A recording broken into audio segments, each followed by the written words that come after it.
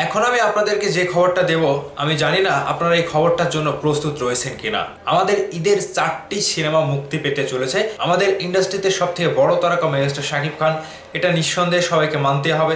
কিন্তু পাশাপাশি কয়েকটি নায়কের সিনেমাও কিন্তু এবারের ঈদে আসছে শাকিব খানের সিনেমার সাথে।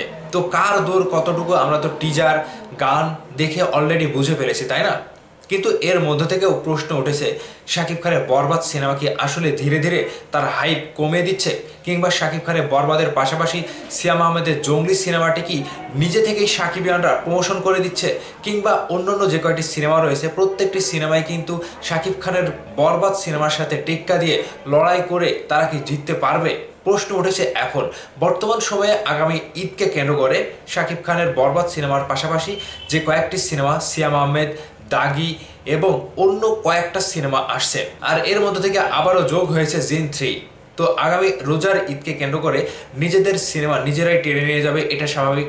আমাদের মেগাস্টার শাকিব খান তার নিজের বলে তার সিনেমাটির হাইপ তুলেছে। অন্যদিক থেকে সিয়াম আহমেদ জঙ্গলি সিনেমার হাইপ কার বলে তুললো, আপনারা কি একটু লক্ষ্য করে দেখতে পেয়েছেন?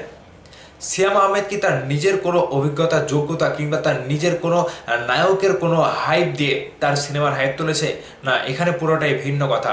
সাকিবিয়ানরা সিয়াম আহমেদের জঙ্গলি সিনেমাটিকে পুরোপুরি সাপোর্ট করেছে, আর এই সাপোর্টটাই হয়ে গিয়েছে সাকিবিয়ানদের বড় ভুল। জঙ্গলি সিনেমার টিম থেকে অনেকে এখন পুরো ক্রেডিটটা সিয়াম আহমেদকে দিয়ে দিচ্ছে।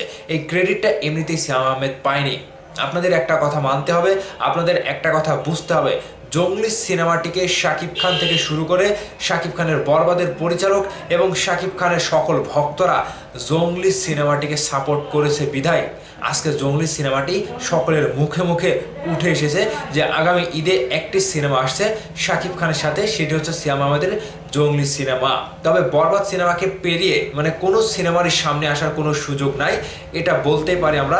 আপনারা এখন কোন সিনেমা দেখবেন, কোন সিনেমা দেখবেন না সেটা দর্শকের ব্যাপার, কিন্তু শাকিব খানের ফ্যান বেস থেকে শুরু করে শাকিব খানের ভক্তরা এবং ইন্ডাস্ট্রির যত মানুষ রয়েছে সকলের মুখে একটাই রব, বরবাদ ছাড়া কোনো কথা হবে না।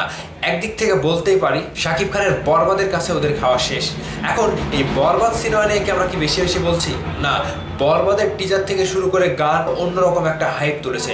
আর এই ভক্তদের ইচ্ছা অনিচ্ছা, ভক্তদের চাওয়া পাওয়া, ভক্তদের ইন্টারেস্ট, দর্শকদের ইন্টারেস্ট এবং সিনেমার প্রতি একটা আলাদা আগ্রহ জন্মেছে, সেটি হচ্ছে শাকিব খানের বরবাদ সিনেমা। আর এই বরবাদের ক্রেডিটটা পুরোটাই শাকিব খানকে দিতে হবে। শাকিব খান নিজেই তার হাইপ তুলেছে, শাকিব খান নিজেই তার প্রতি দর্শকদেরকে আকৃষ্ট করেছে। শাকিব খানের look, get up, hair style, সিনেমার গান এবং এক কথায় সাকিবিয়ানদের সাপোর্টে কিন্তু বরবাদ সিনেমাটি আগামী ঈদে 1 নম্বর হতে চলেছে। জিন 3 সিনেমায় যে গানটি রয়েছে ইমরান মাহমুদুলের কন্যা, এই গানটি বেশ বেশ বেশ ভালো রকমের সাড়া ফেলবে। আর ঈদের এই বড় আয়োজনে সিনেমা কেন্দ্রিক ঈদ হচ্ছে, বাংলাদেশের ইন্ডাস্ট্রি থেকে বেশ কয়েকটি সিনেমা উঠে এসেছে, তার মধ্যে থেকে শাকিব খান সব থেকে এগিয়ে, এটা সকলের মানতে হবে। আর ওদের খাওয়া শেষ বলতে আমাদের ইন্ডাস্ট্রিতে যারা রয়েছে শাকিব খানের পাশে যে আসুক, কেউ শাকিব খানকে টেক্কা দিয়ে শাকিব খানকে উতরিয়ে সামনের দিকে 1 নম্বরে যাওয়া কখনোই সম্ভব না।